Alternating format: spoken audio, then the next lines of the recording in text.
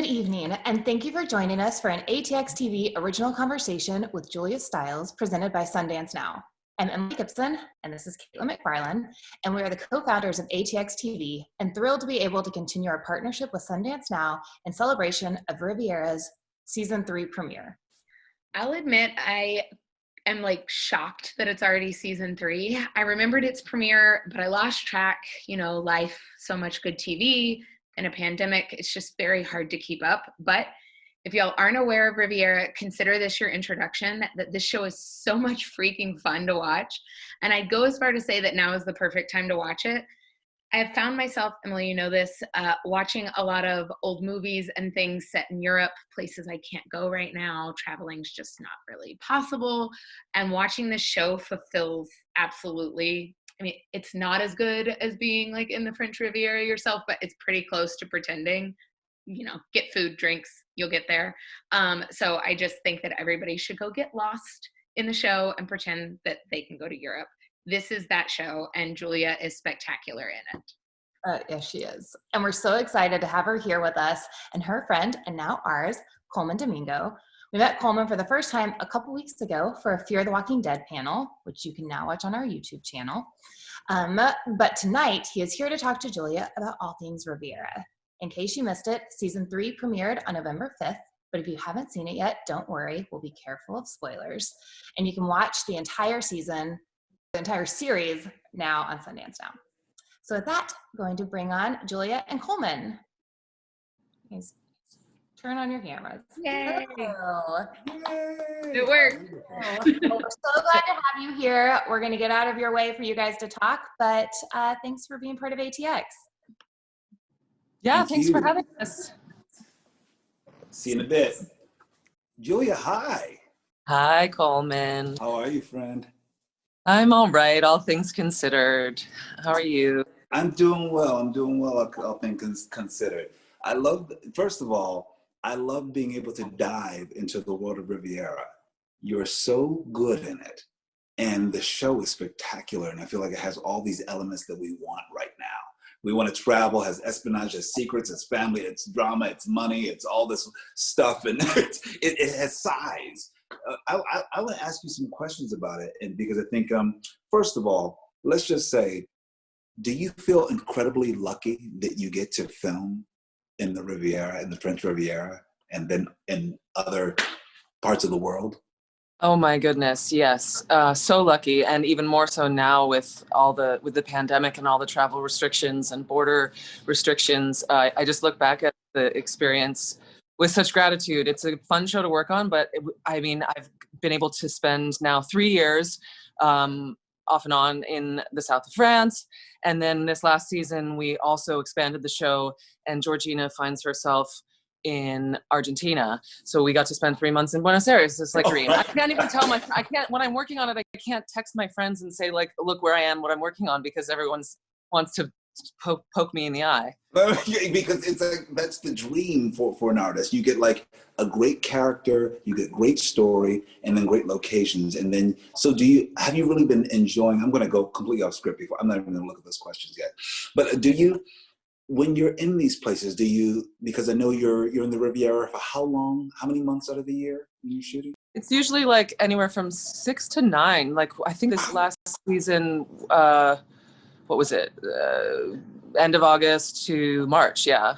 Wow. Do you looking for a home? Where are you living when you're there? Do you have a little place? Do you have an apartment? It's ridiculous. The production finds us an apartment. So, and we never want to leave. I'm always joking that they're gonna have to bring in the police and we're gonna declare squatters' rights. So this season we started in Venice. They put us up in this palazzo, which is as old as time, but so antique and beautiful. Then we were filming in Saint-Tropez, and they got us a little house. It was like a villa. It was ridiculous. And it was near the beach. And then we were filming in Nice, and the perfectest apartment. It was overlooking the water and literally on the rocks, almost hanging into the ocean. And then we went to Buenos Aires, and they have these awesome loft spaces that don't really look like anything from the outside, but when you walk in, it's like a huge loft with a garden. I mean, it's stunning. And that all sounds fantastic. Now tell me, there's got to be some hard parts to it. I mean, it's like, it's too good. So tell me, it's grueling work. It's like 16-hour days. Tell us something that counters that. No, because the French work ethic and labor laws is such that we get our weekends free. There's no such thing as a Fraturday. You know, when you work all night Friday into a Saturday morning. I guess, I mean, yes, of course there are challenges. I think the challenge, honestly, and this is going to sound super sincere, but it's true. The biggest challenge for me, I think, is trying to make it as good as we can make it, because I've been lucky that on the show, the producers and the directors and writers are really open to my input. They have been, but you just become an executive producer as well. I did. Well, so last season I became an executive producer just to sort of formalize that, but also so I could see scripts at an earlier stage in the process so that it wasn't too late to make changes. So for me, I feel as the lead of the show, I have a responsibility to make it as good as it can be. Is this the first time you've been an EP on a show of yours that you led? Yeah. How's it feel? It's good. You know, well, it's like, it's a privilege and a responsibility too. So it feels good. But I don't really, I don't get involved in things that are out of my scope. So I'm much more concerned with just like storytelling and the scripts, and then, you know, maybe a little bit in the edit, but ultimately I leave like a lot of like marketing or whatever. I leave that up to everybody else. You're not as involved. Yeah, because I feel like I would be very involved with craft services. You know what I mean? That would be the part of being an executive producer that I'd be concerned with. Yeah. Yeah. Well, I mean, I guess I stick up for the crew too. I mean, I feel a responsibility when I hear rumors of people being unhappy about X, Y, and Z. I make sure that I pass that information along and try and stick up for them. We talk about that because there's something about being, I would say, you know, being a lead on a show that a lot of people don't talk about, and how that responsibility and why is it that? Is it sort of an unspoken thing where number one is the one that sort of like really looks after and takes care of sort of the cast department in a way? Yeah, I do think that also ends up falling on my shoulders happily, that I'm looking after the rest of the cast, because I'm and you know, side by side with the director, respectfully, like always respecting that position and that they are ultimately in control. But I'm the one that's there pretty much day in and day out. So when new actors come in, like I've never done this before in my career, but in the read-throughs, for instance, I'm always making sure that I go around and say hello to everybody and welcome them. And, you know, the day players, like, it made me realize how difficult being a day player on a show is, where you just come in for your one scene, one day, the set's already running, and you're probably nervous. They don't even get the script. They may just get the sides as well. Yeah, they may just get the sides, and they, so much I can see is them getting over their nerves because this is their one shot. And so I feel that it's my duty to put everybody at ease and make them feel welcome. Beautiful. That's beautiful. Well, I think I'm very happy we have more EPs like you who are willing to take that responsibility, because it is, I think because you've been in this business for a long time, and I think you have the heart and the mind to make sure that you right some wrongs and you sort of do some correctness in the business, right? You know, to make sure that people are treated well. That's all. You know? Yeah, and it's contagious too, right? It starts from the top down. Like you set a tone on a set, how people are supposed to be treated, and even like negativity is very contagious. So I try to keep it positive. Beautiful. So I want to know, and I'm sure people out here would like to know, how do you prepare for a role like Georgina? Just say when you were handed, let's start back before season 1. You're presented this opportunity. What was it about the role that you felt like you truly connected with, or you're curious about? And then what's your process like? So I remember distinctly, I was in the airport. It was one of those like fortunate but rare situations where they came to me. I was sent the script. I think, you know, and it's an interesting lesson for actors that you never know what you're auditioning for, because the reason I was cast was because Neil Jordan was the original creator, and he's stepped away from the show since then. But I had auditioned for Neil Jordan twice before that and didn't get cast, obviously, for like Interview with the Vampire and The Borgias. But a decade later, he's still thinking of me for this part. But I thought it was, so the original idea behind the show was behind every great fortune is a great crime. And I remember asking Neil about that. And then also there's a famous quote that the Riviera is a sunny place for shady people. So that idea of like, we have this, yeah. I mean, it's a great, I don't know who actually said it, but some people say it was Graham Greene. Anyway, I thought that the beauty and the glamour of that setting contrasted with the seedy underbelly was just a good premise for a show and had a lot of potential. And then with Georgina, I couldn't have anticipated the evolution of her over 3 seasons, but they said to me, she's not going to be this sort of innocent, guileless American the whole time. She's going to become the Michael Corleone of this family. And I was like, okay. What a journey. Yeah. So it was a bit of a leap of faith, but it ultimately, paid off. And I feel like this last season is we finally did that. But did you know that in season 1, or did that come later? Did you? Because sometimes, as we know, showrunners may dole out information, and the next thing you know, within season 2 or season 3, you realize exactly. You're like, oh, I didn't know that part, so I didn't anticipate that. I didn't play that. I just played the innocent American. Yeah. I knew that by the end of season 1, she was going to turn, or not turn, but she was going to be. Well, you know what? Actually, that's not true. I remember season 1. And this is a spoiler for anyone who hasn't seen it. Turn it off right now, you guys. Turn it off. Okay, no? Okay, go for it. The finale where she murders her stepson. And I say murder because that was the thing that we were all debating. An original draft of it was she kills him in self-defense. She stabs him in self-defense. Like he starts to get frisky with her or something, and then she kills him. And I was like, no, I think it should. I was really insistent.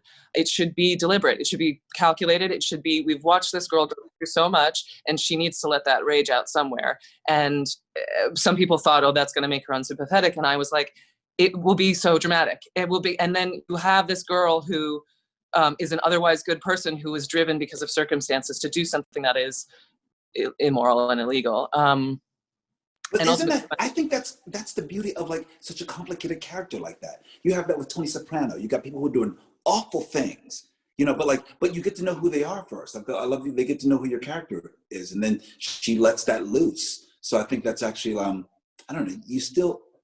I always hear that showrunners always seem to be a little afraid that people will lose sympathy for a character, but just let the character be honest in their convictions, Yeah, and also there's definitely a trend in TV now with the anti-hero, but I think the debate over what Georgina would do was definitely heightened by the fact that I'm a woman, or a female character. And then I think for me, the answer is always like, I don't really care if she's sympathetic. I just want the audience to understand her motivation, and also it's just, nobody wants to watch like medicinal TV. We don't want to see people making the right decision all the time. That's not dramatic. That's not interesting. Exactly. I'm like, no, I'm allergic to that. So you've been filming in all these fantastic places, Georgina, Julia Stiles. What is one of your favorite places that you shot?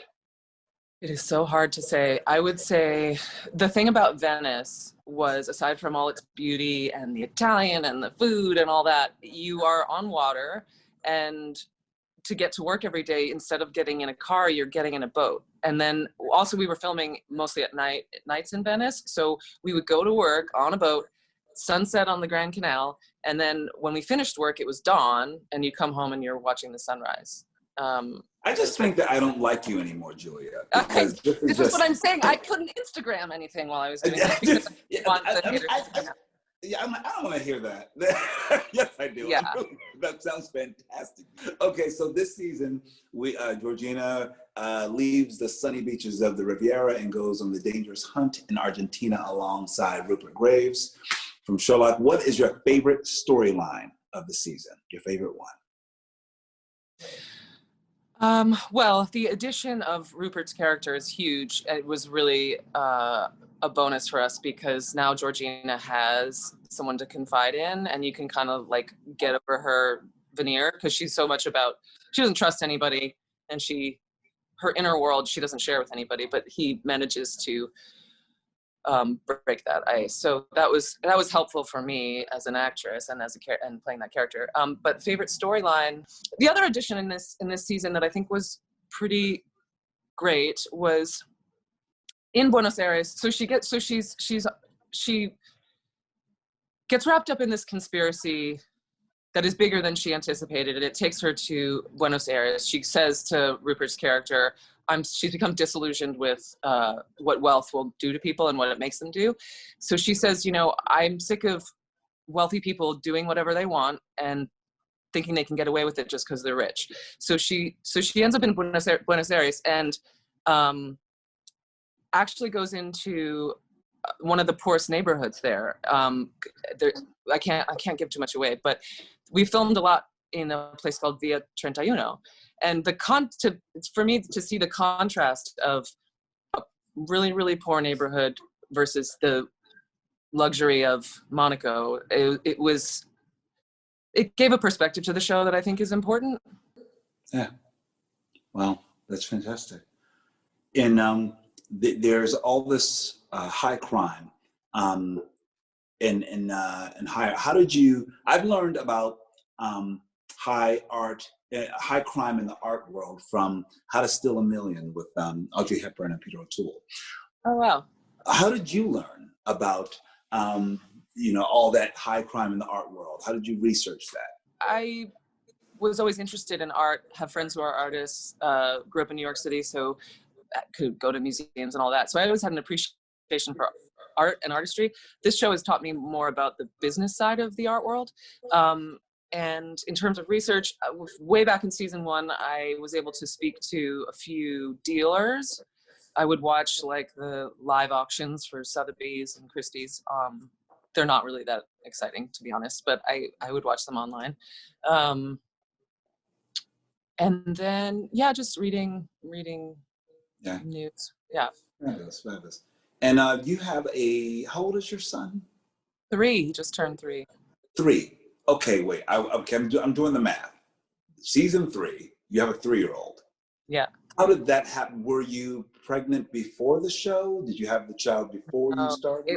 No, so it's 3 seasons, but they were spread out over 4 years, really, because there was a huge break in between season 1 and season 2. It was like a year and a half, I think. So I found out I was pregnant literally just before the wrap party on season 1. Wow. Like talk about timing. Good job. You're like, I got this. Okay. Yeah. I know what I'm doing for It wasn't you. that. Right? It wasn't that calculated, but yeah, so I was not pregnant during season 1. We finished filming. Then I found out I was pregnant. Then there was this huge break. My son is born. I get 6 months with him before I go back to season 2. Wow. And how is it being I don't know, you have a baby, a little one, and you're working. How do you balance that? It is such a delight and privilege, and then also very challenging, like anyone would tell you. I mean, I'm lucky that I'm in a profession that will cater to my needs a little bit more. So I was, I'm able to bring, Riviera is amazing, by the way, too. That set, he's like the little mascot to everybody, and everybody on the crew is so welcoming, and he's able to come visit me on set and talk about like a nourishing experience for a kid. But I don't know how you balance it. I mean, I rely on a lot of people, I lean on people, and I just try to keep everything as fun and safe as I can. But you're always feeling, I think most women would say you're always feeling somewhat guilty or compromised, or am I not doing my job well enough? Am I not being a parent well enough? But I've been able to find the play in all of my work now because of him. Honestly, like I go to work and I play. I'm not as like holding on to, every moment and obsessing about did I do that take okay. I just treat it as like pretend, you know, I'm playing pretend. So that's part of, and maybe that leads into the question that I'd like to ask you, which is how it's changed you. How has, especially being a mom in the world right now, having the privilege to do beautiful work that you do. I don't know. I feel like motherhood changes you, and it's profound. And Yeah. how has it changed you? So many ways. I mean, I'll speak specifically to how it's affected my work. I think, again, I just treat work like play now. You know, if I'm going to go to work, it better be something that's really worth it. And it also, I don't obsess as much as I used to. And then, you know, I think having a kid keeps you it's twofold. It kind of keeps you in the present moment a lot because they're so in the present moment, but then it also makes you jump, like, just for survival, it's like jump like 10 steps ahead of everything. On the downside, I think it has made me probably a more anxious person because you're caring for this thing that's the most important. Your heart, there's an expression, your heart is now outside of your body walking around, you know? So it's like, it's the most thrilling and scariest thing in the world. What do you hope audiences, I don't know, I think every show should have a generous spirit, and you want to, you want to show this world, but what do you think you would also ultimately like to give audiences with this season? Is there, to look deeper? I mean, what are some of the messages, the overall arching messages you think you would like audiences to examine? Well, there's the one that we planned and then the one that we didn't plan. So the one that we planned, I think Georgina's perspective on wealth and what it does to people is a really interesting change. So because the idea that this aspirational wealth in the show doesn't buy you happiness. It doesn't buy you morals. It doesn't, a lot of the people in the show, the characters in the show, and the characters who those characters represent are people that can have everything at their disposal and yet are still they're still in a void. They're still missing something. Yeah. They're missing something because it's just not, all the drugs, all the sex, all the travel, all the clothes in the world, material things are not satisfying them at their core. And then, the one that we didn't plan, obviously, is like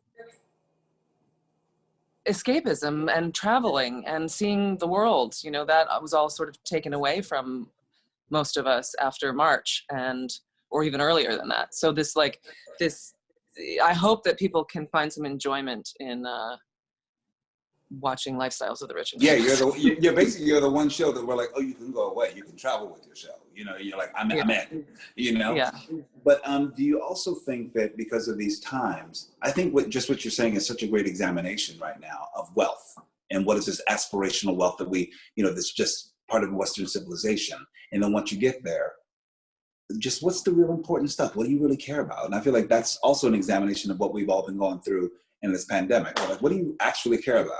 Is that really important to you anymore? So I feel like it's a great examination, and so audiences can wrestle with that.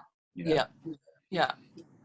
Let's see. Let me see. I believe I may have some questions in the chat. I want to make sure I stay open to that and not hog you up. Okay. Question. Okay. Here we go. Here's a super tough one to start. How do y'all know one another, and for how long? That's a great question. Wait, why y'all? How do y'all know each other? Are you from Texas? Whoever asked that question. How do we know each other? Julia, would you like to talk about it? We know each other because we met on a movie called The God Committee that shot in New York, and Kelsey Grammer's also in it. We're not sure exactly when it's coming out, but hopefully in theaters or in streaming soon. And I'm going to embarrass you for a second. I'm generally on set, like, pretty focused, and I can be kind of introverted and antisocial, sorry. But I was sitting it was a low budget movie, and we had this holding area with like little dividers put up for changing. And I was walking back to my divider, and between another divider, Colman, you were sitting there, and you were like, Julia, and we started chatting, and it went on for like, you were just such a easygoing, great, positive presence on set, and we chatted for hours and hours before they called us back, and so we've kept in touch. And and you're really good at doing interviews too, so I thought it would be great to have you leading that whole thing. Well, it's funny. Yeah, that's how we know. But it's funny because I get a sense that a person was more introverted and shy or just very focused after the fact. Because I sort of lead with just like, I'm like a puppy and I lead and I'm, whether I piss and shit all over the place, I come in and I'm like, hey. And then I'm like, oh, maybe like their energy is a bit more like focused and I'm like, oh, I didn't know that. So I just go with it. And I think I've done that before with a producer friend of mine. I went up to her and I was like, hey, so-and-so told me to say hello to you. And I hugged and kissed her. And then I walk off and somebody's like, nobody hugs and kisses that executive producer. And she pretty much stays to herself. And I was like, oh, I had no idea.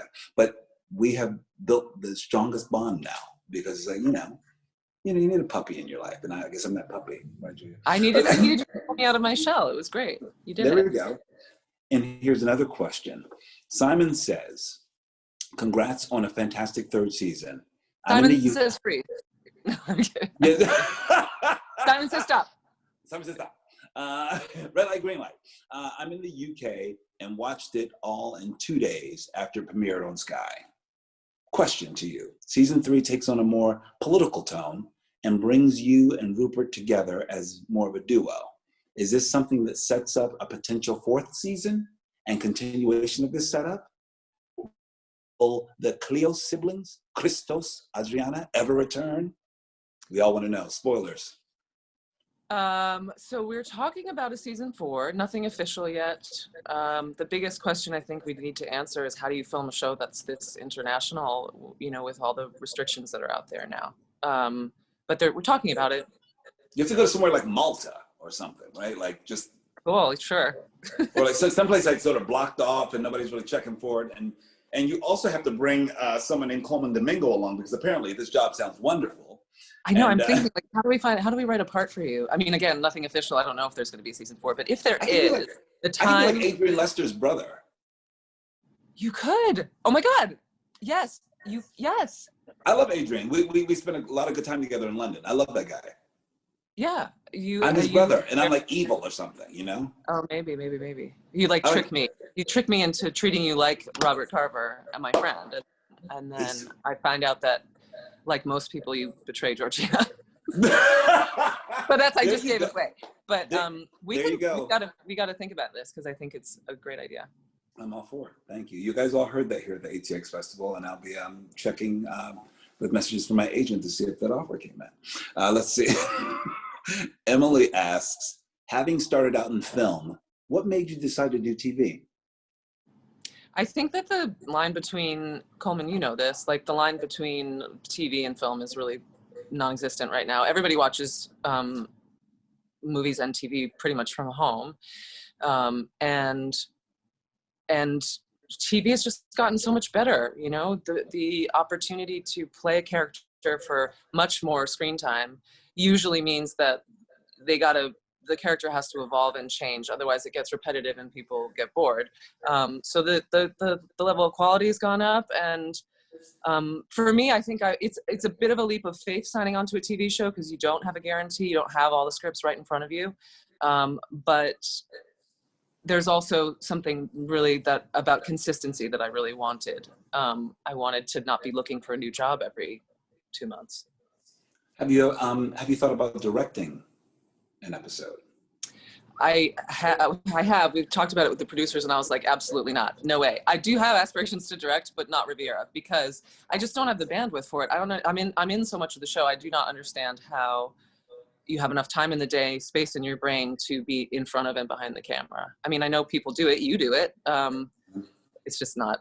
I think it's too much. But is there a desire? Because I feel like that you because especially as an EP, as an actor, you see everything. I even when we're in sort of God committee, I can see that you can see exactly what everything that's going on, so you can do your job.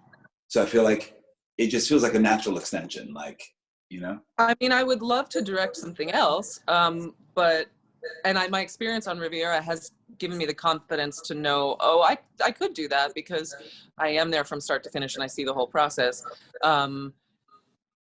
but you know, like sometimes we'll have a stunt or something, and something really complicated and problematic, and I'll say to the director, like, "Good luck. That's your job.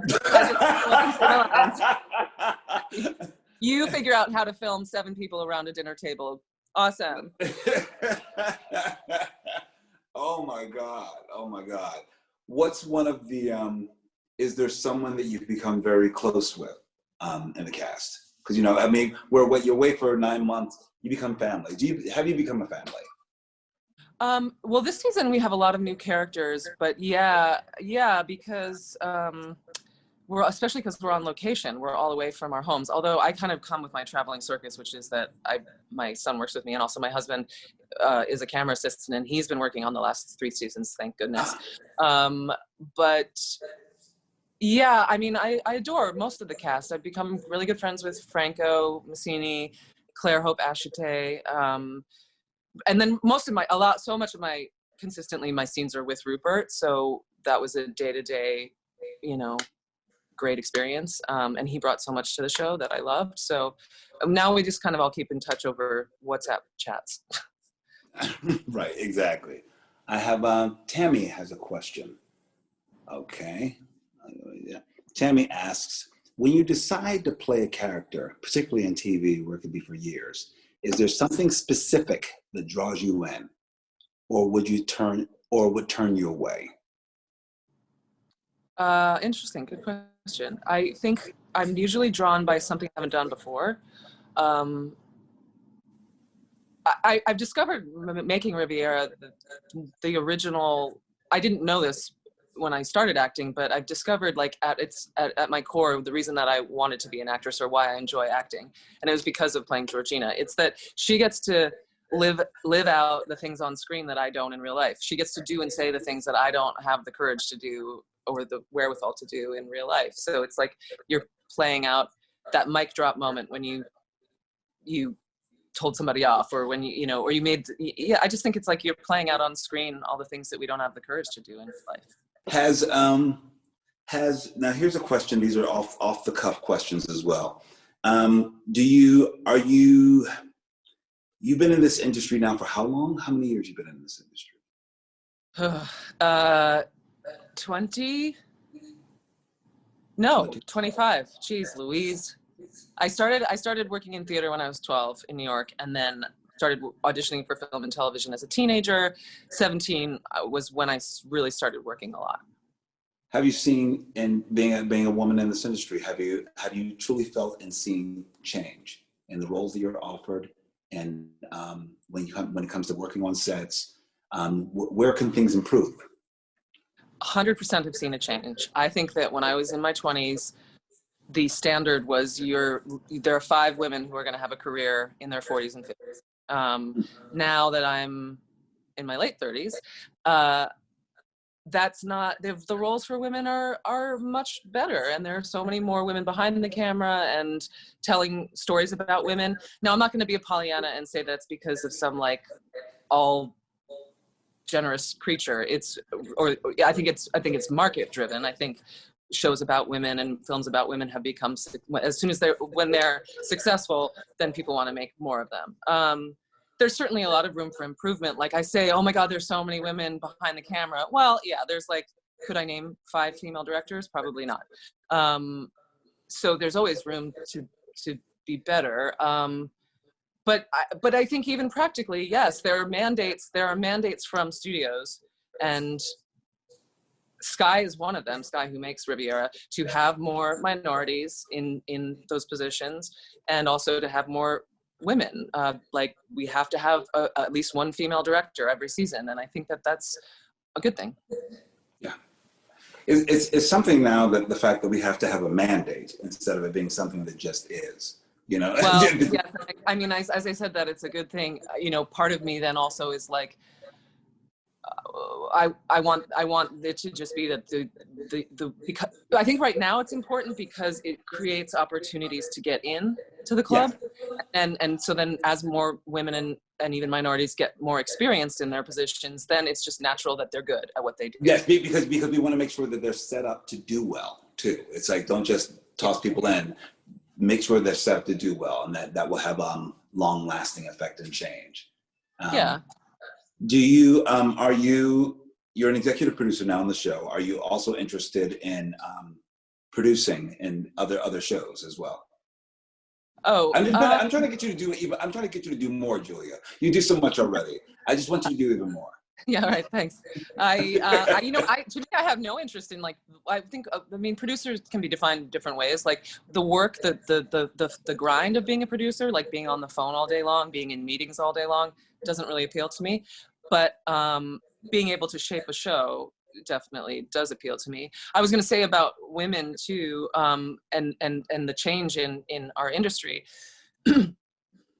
One thing with Georgina is when I signed on, I was like, I am an actress in my 30s. They're not going to know what to do with me. Meaning, and luckily I was wrong, but I was thinking, usually the trope was that if you were either the ingenue or you were the matriarch or the mom, you were the sex object or you're the maternal figure. And I, particularly because of my age, fall somewhere in the middle. And I'm really proud that Riviera has figured out what to do with me. And also because I'm glad too, but also it's like, I think that's a large demographic of people watching television, of women watching television. So why don't people think that women would want to see themselves? That's the demographic. Right. Well, I think that's what the industry is figuring out. And as I said, it's market driven. Yeah. I have a question here from Michael, I believe. Yeah. This will be one of our final questions. We're both on television. What are we actually watching? What are we watching? What inspires us? I could say, I May Destroy You killed me. I love that show. Oh my goodness. Yes. So brilliant and groundbreaking. I can't watch anything heavy. I'm going towards like a lot of the comedies. One of my favorite shows recently was Black Monday. Oh, is it good? Okay, that's cool, huh? It's really good. Yeah, it's really good. It's it's like I can't deal with anything, obviously because of the state of the world. I can't deal with anything too serious, and I need a little bit of escapism without being like saccharine and giving you a toothache. What else? Yeah, that's a good. What are you reading? What are you reading? Ghana Must Go.